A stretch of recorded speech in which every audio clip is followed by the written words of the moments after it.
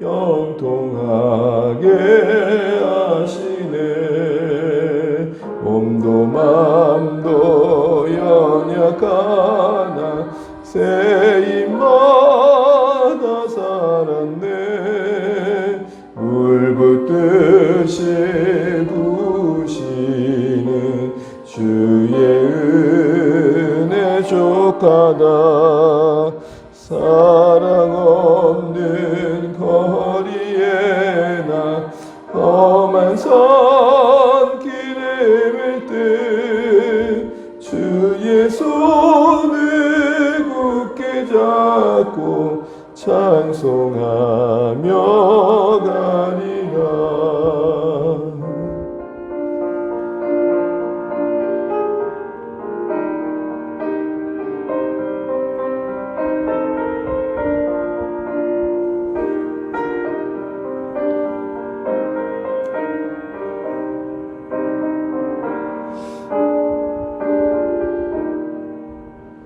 주님 다시 배울 날이 날로 다가와 무거운 짐 주께 맡겨 벗을 날도 멀잖네.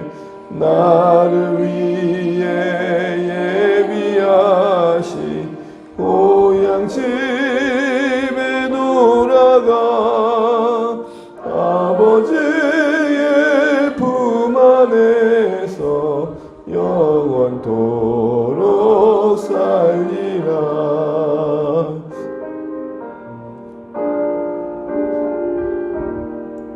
네, 함께 보실 말씀 시편 137편입니다.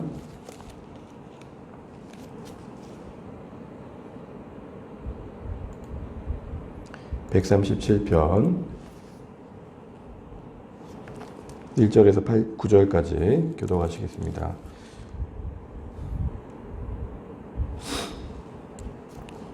(137편) 1절에서 9절 제가 읽겠습니다. 1절 먼저 읽겠습니다.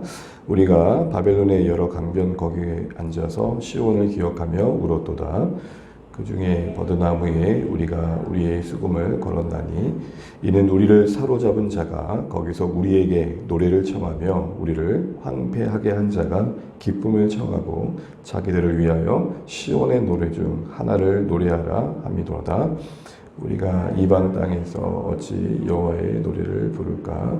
예루살렘아, 내가 너를 잊을진데 내 오른손이 그의 제주를 잊을지로다. 내가 예루살렘을 기억하지 아니하거나 내가 가장 즐거워하는 것보다 더 즐거워하지 아니할진대 내 혀가 내 입천장에 붙을지로다. 여호와여, 예루살렘이 멸망하던 날을 기억하시고 에돔 자손을 치소서. 그들의 말이 헐어버리라 헐어버리라 그 기초까지 헐어버리라 하였나이다. 멸망할 딸 바벨론아, 내가 우리에게 행한 대로 내게 갚는 자가 복이 있으리로다. 같이 읽습니다. 내 어린 것들을 바위에 메어 치는 자는 복이 있으리로다. 아멘. 네, 인사 나누시겠습니다. 얼굴 많이 받으십시오. 감사합니다. 오늘 이제 137편 1절부터 9절 말씀을 우리가 읽었는데요. 참 많이 알려진 시이기도 하고, 그리고 예술계에서도 이 시를 가지고 영감을 얻어서 작품을 만든 것들이 있습니다.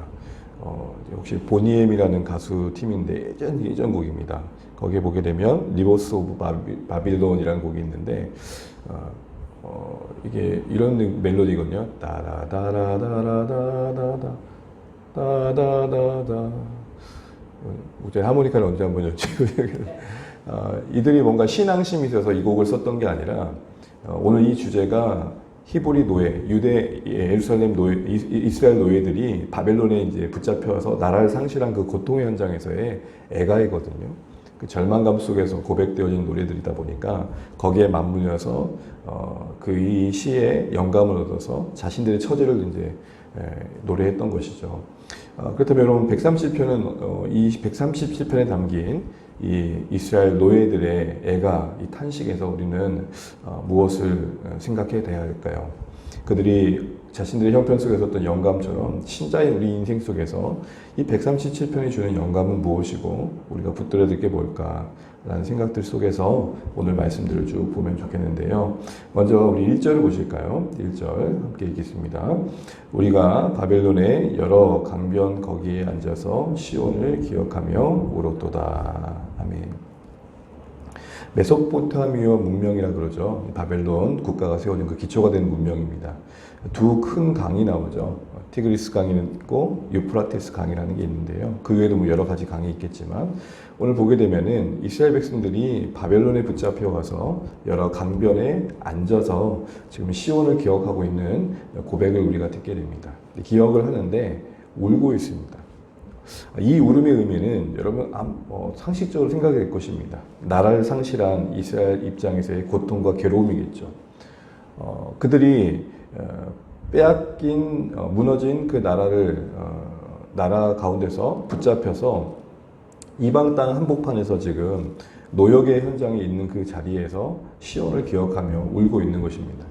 여러 강변이라 했을 때 추정하는 것은 그 당시 바벨론의 운하 수로 공사에 동원된 것이죠. 우리가 알고 있는 에스겔도 바로 그발 강가에서 바로 그 수로 공사의 현장에서 하나님의 임재를 경험했던 것을 우리가 기억합니다. 어쨌든 시온을 기억하면 기억할수록 마치 타향 생활을 하면서 고향을 떠올리면 떠올릴수록 일어날 수밖에 없는 그런 마음들이 오늘 울음으로 터져버린 것입니다. 결국 여러분 우리가 그리움을 스치듯 지나칠 수 있지만 그게 내 안에 누적개수라 그래야 될까요? 쌓이고 쌓여 결국에는 본물처럼 터질 때는 울게 되죠. 이 울음은 결국은 절망의 끝이라 할 수 있을 것이고 정말 너무 그리움에 사무쳐서 지금 울고 있다라고 할 수 있을 것입니다. 이 울음을 원어의 의미는 단순히 그냥 눈물 몇 방울 흘린 정도가 아니고 탄식 말합니다. 통곡, 대성통곡한다 그럴 때 쓰이는 단어입니다. 그러니 우리가 이 예루살렘 가운데서 이스라엘 가운데서 붙잡혀온 이 만국의 현실 속에서 만국의 현실도 괴로운데 지금 타향 생활하며 이방 땅 한복판에 지금 어떻게 해볼 수 없는 자리에 서 있는 이들의 시온에 대한 그리움은 우리가 어느 정도 이해가 될 것 같습니다. 그런데 여러분 이 빼앗김, 상실 그것이 만든 고통이 오늘 이들 가운데 무엇을 만들어내느냐 하는 것입니다.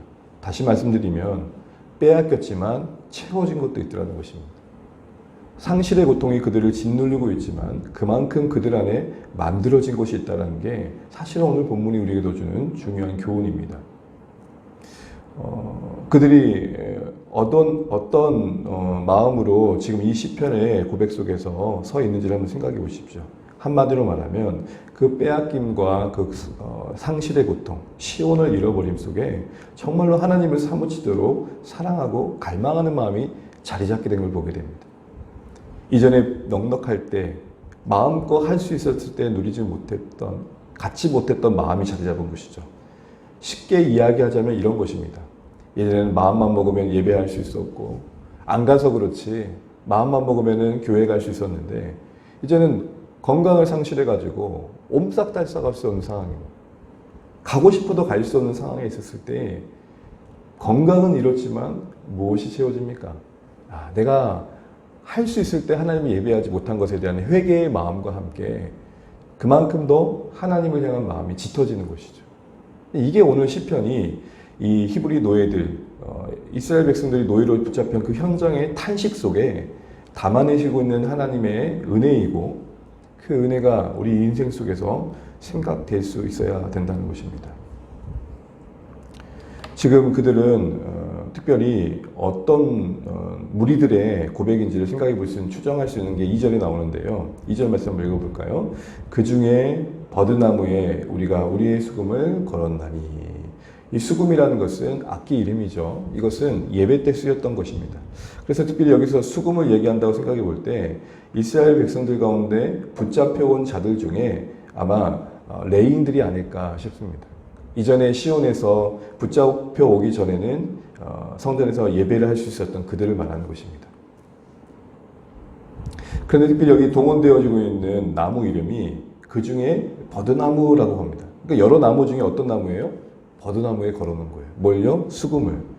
여러분 특별히 이제 버드나무라는 나무는 바벨론 땅에만 있었던 나무가 아니고 예루살렘 이스라엘 백성들 가운데서도 늘 흔한 나무였거든요. 그래서 여러분 절기 때 특별히 초막절 같은 경우에는 이스라엘 백성들이 버드나무를 꺾어가지고 절기 때 그 나무 가지를 흔들었습니다. 특별히 그 가지와 그 이파리가 살랑살랑 거리는 것이 슬픔을 비유하기도 했었거든요. 그러니 여러분 고향 땅에서 늘 흔했던 버드나무를 이방 땅에서 봤을 때 얼마나 뭉클했겠냐는 것이죠. 우리 그렇잖아요. 이거 내가 자라고 태어나고 자랐던 그곳에 있었던 나무인데 바로 거기다가 수금을 겁니다.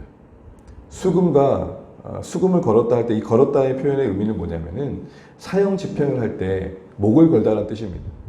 그러니까 단순히 걸어놓은 게 아니라 수금과 레인 자신을 일치시키면서 이제는 이 악기가 필요 없을 만큼 나는 절망의 자리에 있어.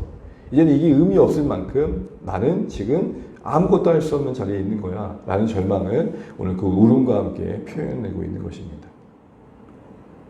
그런데다가 괴롭힘을 더하는 조롱하는 자들의 박해가 있는 걸 보게 됩니다. 3절입니다. 이는 우리를 사로잡은 자가 거기서 우리에게 노래를 청하며 우리를 항폐하게 한 자가 기쁨을 청하고 자기들을 위하여 시온의 누르증 하나를 노래하라 함이로다. 어떤 분위기인지 알겠죠?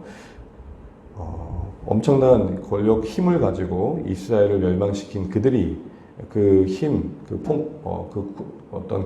군사적인 힘을 가지고 그들을 억눌렀던 그들의 나라를 빼앗았던 그들이 조롱하듯이 야, 너희들 하나님을 노래한다는 그 노래 한번 불러봐. 이 이면에는 어떤 당시의 고대 근동의 정신이 깔려 있냐면 나라의 전쟁은 신과 신의 전쟁이었다. 그러니까 무슨 말이냐면 바벨론이 이스라엘을 이겼다라는 것은 이스라엘이 섬기는 여호와의 신이 바벨론 섬긴 신보다 더 낫다라는 거거든요. 그러니까 이들의 조롱 섞인 듯한 이 이스라엘 백성들을 향해 노래 한번 해봐라는 말 안에는 그들 안에 우리의 신이 너희보단 강해라는 그 어떤 더 우월감이 깔려 있는 것이고 그만큼 이스라엘 백성들에게는 모멸감이었던 것이죠. 하나님을 업신여기는 행위로 받아들일 수밖에 없었다는 것입니다. 그런데 그 다음 나온 고백 속에서 우리들이 이런 짓밟힘 속에 빼앗김 속에 상실 속에 어떤 마음이 만들어진지를 생각해 볼 수 있는 구절들이 나옵니다. 4절입니다. 시작. 우리가 이방 땅에서 어찌 여호와의 노래를 부를까. 이는 일단 맥락상에선 그들의 바벨론 군인들의 조롱에 발맞춰 부를 수 있는 게 찬양이 아니다. 찬양이라는 것이 예배 가운데 하나님을 영광스럽게 하는 신령한 노래인데 이것이 너희들이 조롱에 발맞춰 마치 반주가락처럼 술판에서나 부를 만한 찬양이 아니다. 이렇게 얘기를 하고 있는 것입니다. 여기서 우리는 뭘 보게 됩니까? 이방 땅에서 어찌 여호와를 노래해 부를까? 이런 모멸감과 짓밟힘 속에서 어떻게 우리가 여호와의 노래를 부를 수 있겠습니까? 라는 이면에는 성전에서 불렀던 예배의 현장에 대한 그리움이 고백되고 있는 것입니다. 맥락상으로는 그들의 조롱에 발맞춰 마치 술자리에서 반주가락 부르듯이 어떻게 찬양할 수 있겠냐라는 정말로 무너진 마음과 함께 그만큼 이방 땅 아닌 시온 그곳에서 영광스럽게 여호와의 노래를 불렀던 순간들이 떠오른 것입니다.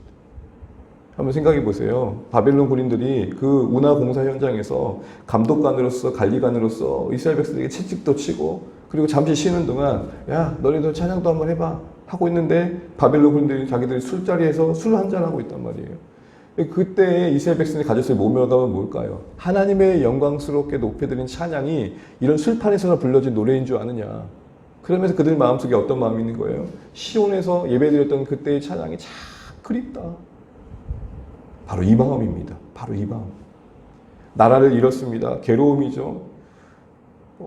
수금을 나무에 걸 만큼 사형 선고를 집행할 만큼 정말 장례를 치를 만큼 절망의 현장에 있는 게 맞습니다. 그런데 더하여 괴롭히는 박해자들의 모멸감도 있습니다. 그런데 희한하게요. 밟히면 밟힐수록 그들 안에 무엇이 자라냐면은 사무치는 그림과 함께 하나님을 예배하는 그 간절한 마음이 자라고 있는 거예요. 어떻게까지 그들의 마음이 자라냐면은 그 무엇과도 비교할 수 없는 우선순위로, 소위 영순위로 하나님만을 예배하고 싶은 마음이 고백되고 있는 걸 보게 됩니다. 그게 5절, 6절에 나옵니다. 우리 5절, 6절 한번 읽어보겠습니다. 시작. 예루살렘아, 내가 너를 잊을진데 내 오른손이 그 재주를 잊을지로다. 내가 예루살렘을 기억하지 아니하거나 내가 가장 즐거워하는 것보다 더 즐거워하지 아니할진데 내 혀가 내 입천장에 붙을지로다. 아멘. 5절, 6절은 표현은 각각 다르지만 같은 내용을 반복하고 있는 것입니다. 먼저 예루살렘아, 시온아, 내가 너를 잊는다면 내 오른손으로 악기를 연주할 수 있는 그 재주 자체도 잊혀지는 게 맞다. 아무 의미 없다. 이 악기를 연주하는 손이 하나님 외에 예배하는 데 쓰여진다는 것은 정말 의미 없는 것이다. 이 얘기를 하는 것입니다. 공동 번역이라는 성경책에서는 이렇게도 번역합니다. 만약 내가 예루살렘을 기억치 않는 자리에 있다면 그것은 내 오른손이 말라붙어도 나는 아무 상관없다. 예루살렘이 없다면 내가 없는 것이다. 하나님이 없다면 내가 존재치 않는 것이다. 라는 자리까지 서 있는 거예요. 그러니까 잠시 잠깐 상실감에 그때 예배할 때가 좋았는데 정도가 아니라 내가 예배하지 않는다는 것은 내가 없어져도 상관없는 것과 같이 나에게는 존재 그 자체의 이유다. 6절 말씀도 마찬가지입니다. 만약 내가 예루살렘을 기억하지 않는다면 시온에서 그 성전에서 하나님을 예배하는 것들이 나에게 기억되어지지 않는다면 내가 가장 즐거워하는 그 어떤 것보다도 나는 즐거워할 수 없는 것이다. 이렇게 얘기합니다. 무슨 말이죠? 시온에서 예배하는 그것이 나는 그 어떤 즐거움과도 비교할 수 없는 즐거움으로 자리 잡았다는 것입니다. 주 예수보다도 더 귀한 것이 없다라고 고백하고 있는 것입니다. 만약 그렇다면, 만약 다른 것이 즐거움이 되고 있다면, 만약 내가 시온을 잃어버리고 있다고 한다면, 그래서 잃어버리고 있다면, 어떤 쾌락과 다른 즐거움 때문에 예배하는 기쁨을 저 뒤로 미루고 있다면, 그것이 별거 아닌 것처럼 여겨지고 있다면 내 혀가 내 입천장에 붙을지로다. 이게 무슨 말일까요? 내 입을 하나님께서 틀어 막으셔도 나는 괜찮을 것이다. 이게 다 역설적인 표현이잖아요. 무슨 말이에요? 지금 나에게는 시온에서 예배하는 것만큼 가장 우선순위로 중요한 게 없다라는 얘기를 하고 있는 것입니다. 자, 정리를 해볼까요? 상실과 빼앗김, 짓밟힘, 더해지는 박해, 모멸감의 수치, 이거 자체로는 너무 괴로운 것입니다. 근데 그게 오늘 이 바벨론 땅에 붙잡혀 온 이스라엘 백성들 마음속에 무엇을 만들어내느냐? 하나님을 노래하고 싶은 마음. 여러분, 예레미야 말씀을 보게 되면은 오늘 이 마음이 만들어진 게 얼마나 큰 은혜인지를 보게 됩니다. 예레미야 5장 9절, 이들이 이렇게 붙잡혀 오기 전에 끝자락에 예루살렘의 멸망을 경고하고 너희들은 바벨론을 붙잡혀 가는 것이 너희들을 향한 하나님 뜻이라고 매국노처럼 선포했던 예레미야가 하나님의 말씀을 이렇게 담아서 표현합니다. 예레미야 5장 9절입니다. 제가 읽을게요. 여호와의 말씀이니라 내가 어찌 이 일들에 대하여 벌하지 아니하겠으며 내 마음이 이런 나라에 보복하지 않겠느냐. 무슨 말이냐면 이스라엘 향해 얘기하는 것입니다. 성전 곳곳을 찾아봐도 선한 자를 찾을 수 없다. 여러분, 이런 배경 속에 본다면 지금 오늘 137편을 보게 되면 하나님이 결국 그들을 탈탈 털어서 그들을 코너로 몰아 그들 안에 하나님 아니면 안 되는 마음을 만들어내고 있는 걸 보게 됩니다. 이스라엘 그들도 오늘 여기까지 오기 전까지는 그 부요함 속에 언제나 예배할 수 있는 환경 속에서는 오히려 하나님을 기이 여기지도 않고 하나님이 선한 것을 찾고자 하나 선한 것을 찾을 수 없는 타락의 현장에 있었단 말입니다. 그런데 그런 그들을 끌고 와 바벨론에 넘기셨을 때에는 결국 이런 마음을 기대하시면서 오늘 이런 상황을 허락하신 하나님이심을 보게 됩니다. 상실, 그것이 만든 갈망, 그 갈망이 어디까지 갑니까? 그 무엇에도 비교할 수 없는 영순위에 하나님을 두게 하는 데까지 가게 하는 것을 보게 됩니다. 사랑하는 성도 여러분, 우리 주님께서 우리 인생을 이끌어 가시고 신자의 여정 속에 채우고자 하시는 게 무엇일 것 같습니까? 바로 이 마음입니다. 하나님이 왜 때로 우리에게 원치 않은 고통과 우리에게 생각지도 못한 상황 속에 때로는 짓밟힘과 모멸감을 겪는 자리까지 가게 하실까요? 우리 안에 하나님 없이는 살 수 없는 존재로서의 그 의미를 다시 한번 새기기 위함이실 것입니다. 부를 의지하고 건강을 의지하고 명예를 자랑하고 그 외에 다른 것들을 찾고 구했던 우리의 마음이 얼마나 허망했던 것든지를 돌아보게 하는 것이죠. 오늘 시인이 만약 내가 예루살렘을 잊는다면, 나에게 시온에서의 예배가 없다면 내 오른손은 비틀어져도 상관없으며 내 입은 틀어막혀도 아무 상관없다고 할 만큼 그의 신체 일부, 그의 모든 존재는 이제 하나님을 향해 가고 있습니다. 고통이 만든 은혜인 것이죠. 상실감이 만든 갈망입니다. 바로 이 마음과 이 하나님을 향한 마음이 우리 가운데 자라도록 우리 하나님 우리 인생 속에 때로는 오늘 이 바벨론에 붙잡혀 오는 것 같은 상황 속에 우리를 두실 때가 있다라는 것입니다. 그러면서 이들은 소망을 말합니다. 7절, 8절, 9절까지 읽고 마치겠습니다. 시작. 여호와여, 예루살렘이 멸망하던 날을 기억하시고 에돔 자손을 치소서. 그들의 말이 헐어버리라 그 기초까지 헐어버리라 하였나이다. 멸망할 딸 바벨론아, 내가 우리에게 행한 대로 내게 갚는 자가 복이 있으리로다. 내 어린 것들을 바위에 메어 치는 자는 복이 있으리로다. 아멘. 오늘 결국 이들은 그 짓밟힘, 무너짐 현장 속에 하나님을 향한 갈망 속에 약속을 떠올립니다. 오늘 이 7절, 8절은 이미 오바댜를 통해 에돔의 멸망을 약속하신 하나님의 말씀을 기억하며 또한 에레미야가 선포했던 것처럼 70년 뒤면 너희가 거기로 돌아올 거라는 약속을 기억하고 있는 것입니다. 그래서 소망 중에 매여 있는 상황을 벗어날 날들을 기대하고 있는 것이죠. 특별히 여러분, 이 에돔에 대한 멸망에 대한 이야기는 에돔이 이스라엘이 멸망할 때 옆에서 희희닥거렸거든요. 바벨론이 유다를 침략할 때 그 불행을 기뻐하고 방관했거든요. 누군가는 고통당할 때 그 고통을 고소해하고 안타까워하기보다는 기뻐했던 에돔의 마음은 형제 국가로서는 품을 수 있어서는 안 되는 마음이었는데 그 마음을 하나님께서 싫어하셨던 것입니다. 그것을 결국 심판하신다고 말씀하십니다. 이제 말씀을 맺겠습니다. 오늘 시편 130편을 가만히 곱씹어 보면 결국엔 바벨론의 강변에서 울고 있는 그런 절망, 그리고 박해하는 자들의 조롱, 그리고 수금을 버드나무에 걸 만큼 스스로에게 사형 선고를 할 만큼의 상실감의 무너짐이 결국 무엇을 만들어냈느냐 하는 것입니다. 하나님을 향한 갈망을 만들어냅니다.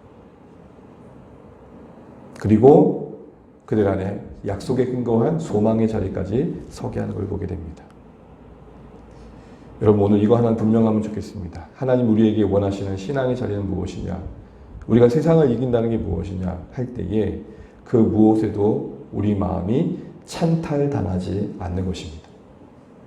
더 가짐이, 더 부함이 우리 안에 하나님을 향한 의존하는 마음을 빼앗지 않는 것입니다. 때론 가난함과 또한 초라함이 우리 안에 하나님의 사랑받음을 잃어버리게 하지 않는 것입니다.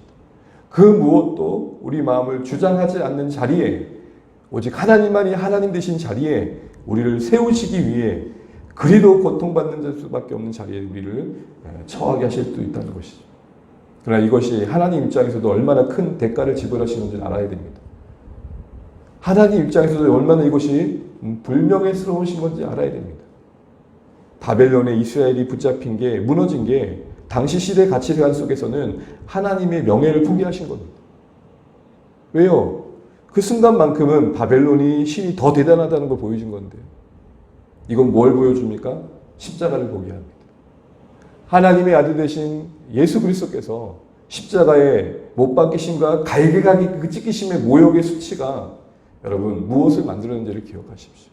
오늘 하나님이 그 명예로움을 포기하시고 이스라엘을 넘기신 것이 여러분 이스라엘에게만 고통이 아니라 하나님 그분에게도 아픔이었습니다. 이 마음을 우리가 헤아린다면 하나님이 자신을 내어주신 사랑으로 우리를 어디에 세우길 원하신지를 알게 될 것입니다. 왜 굳이 그렇게 불명예스러운 수치의 방법으로 십자가로 우리를 살리실 수밖에 없었는지, 십자가를 안다는 것, 십자가를 묵상한다는 것, 그것이 우리에게 어떤 마음을 만들어내는 것인지를 오늘 말씀을 통해서 생각해 보게 되는 것이죠. 아무쪼록 이 시편 137편에 이 히브리 노예들의 탄식과 애가 속에 중심에 자리 잡은 이 갈망이 우리에게 자리 잡기를 소원합니다. 우리 평생에 시간이 더해져 가면 더해져 갈수록 그 어떤 것도 우리 마음을 찬탈하지 않는 그런 은혜가 있기를 소원합니다. 더 가짐이, 더 빼앗김이, 그 어떤 고통이 빼앗을 수 없는 하나님을 향한 온전한 중심을 갖는 우리 마음 되어서 우리의 평생의 여정이 주님 기뻐하시는 여정에 하루하루 되어져 가시기를 주님의 이름으로 축복합니다. 네, 찬양하겠습니다. 찬송가 338장입니다. 내 주를 가까이 하게 함을 찬양드리겠습니다.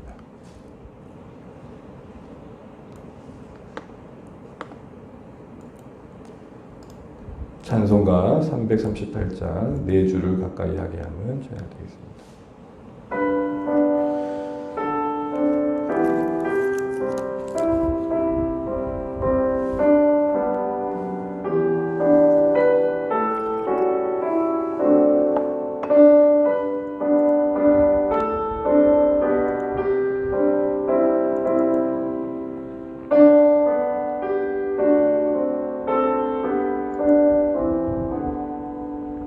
내 주 가까이 하게 함은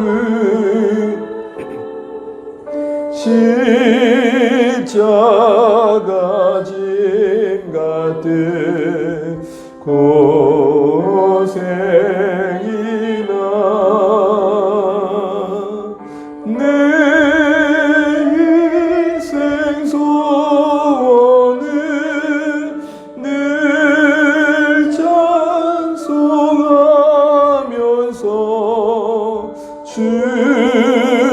주께도 나가기 원합니다. 내 고생하는 것 옛 야곱이 돌베개 메고자 갔습니다.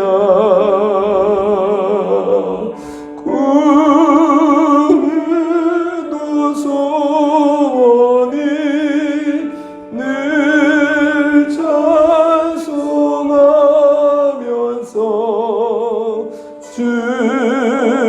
주께도 나가기 원합니다.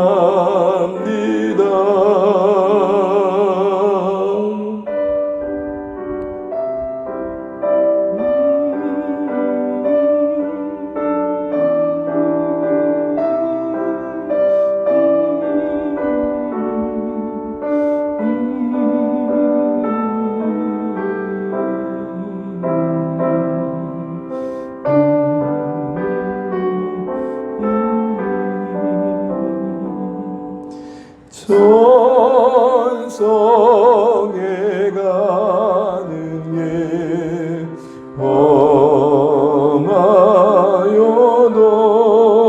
험하여도 생명 기대나니 은혜로다.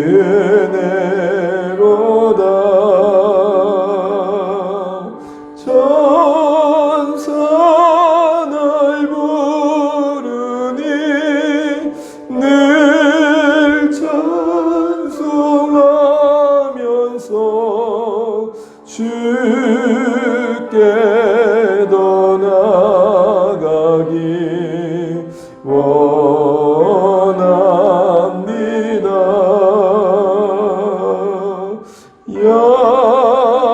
야곱이 잠깨요 일어나는 돌다는 쌓은 것 본받아서 숨질 때 되도록 늘 찬송하면서 주께도 나가기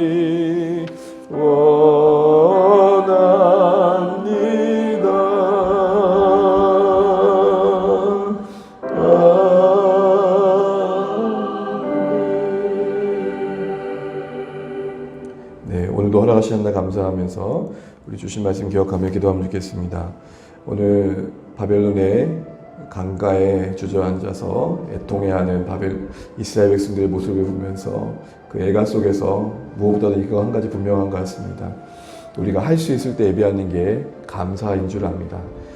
뭔가 우리가 잃어버리고 괴로워하는 자리까지 가기 전까지 우리가 지금 할 수 있을 때 예배하고 드릴 수 있을 때 드리는 것이 하나님께서 원하시는 삶 아닌가 싶습니다.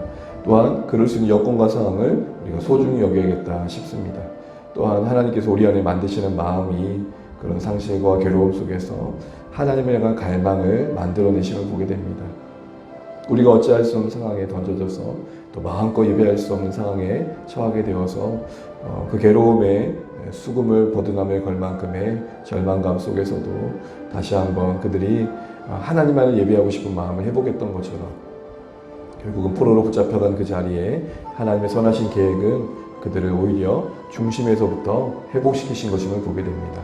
이런 하나님의 선하신 뜻을 분명히 알고 우리 인생 중에 찾아오는 여러 상황들 속에서도 하나님께서 원하시는 하나님을 향한 그 갈망의 자리에 우리가 설 수 있도록 기도하시면 좋겠고, 또 결국 그 무엇에도 우리 마음이 찬탈당하지 않는 하나님을 향한 중심이 있는 숨질 때까지라도 주님을 찬양하기 원하는 그런 인생 되었으면 좋겠습니다. 이런 삶을 살아갈 수 있는 우리 주 안의 가족들 될 수 있도록 기도해 주시기 바랍니다. 여름 사역들을 위해 기도 부탁드리겠습니다. 이제 다음 주부터 우리 교회 학교 우리 아이들 말씀 안에 만나는 시간들이 있는데 하나님의 시간들이 그들 안에 신앙의 중요한 걸음 걷는 여정 될 수 있도록 기도해 주시기 바랍니다. 우리 아이들의 마음 성령께서 어루만져 주셔서 말씀이 들려질 수 있도록 기도 부탁드리고 우리 사랑하는 가족들과 VIP들을 위해서 기도해 주시고 우리 한 주간 어떻게 하면 더 섬길까 라는 지혜를 모으고 또 기도하며 섬길 수 있는 그런 시도들이 있기를 기도해 주시기 바랍니다. 그 외에도 우리 각자 기도 제목까지 기도하시다가 오늘 하루도 주님 안에서 승리하시는 복된 하루 되시길 바랍니다. 우리 함께 기도하시겠습니다. 하나님 아버지 은혜를 감사합니다. 오늘 우리가 허락하신 한 날 함께 주님 앞에 나오게 하시고 기도하게 하신 것들을 감사합니다. 하나님 우리가 주님을 예배하고 하시는 은총을 간절히 바라고자 합니다. 주님 도와주십시오. 주님 우리의 불쌍히 여겨주십시오. 오늘 바벨론의 포로 가운데 노동 현장에서 하나님 아버지의 눈물로 탄식하고 그들이 얼마나 할 만한 하나님의 애틋하게 그리워하는지 보게 됩니다. 하나님 드릴 수 있을 때 예배할 수 있을 때 예배하는 우리가 되게 하시고 또한 이런 상실감 속에서 우리 안에 결국 빼앗기지고 싶지 않은 하나님의 향한 마음을 우리 안에 자리 잡게 된 것을 보게 됩니다. 하나님 우리 안에 절망을 통해 갈망을 만드시는 이 선하신 계획들을 우리가 잘 알게 하셔서 하나님 우리 어떤 고통의 현장에서도 주님을 예배하는 마음 잃지 않게 하시고 때로는 잃어버림으로 우리 마음을 채우시는 이 하나님의 신비로움을 우리가 잃지 않게 도와주시고 소망 중에 하나님의 약속의 근거에 하나님을 의지할 수 있는 우리의 삶 되게 하여 주십시오. 그 무엇으로 우리의 주님을 향한 마음을 빼앗기지 않게 하여 주십시오. 도와주십시오. 우리 교회 학교 가운데 연해 주십시오. 하나님 감사합니다. 하나님 여름 사역에 복되게 도와주시고 오늘 도우신 가운데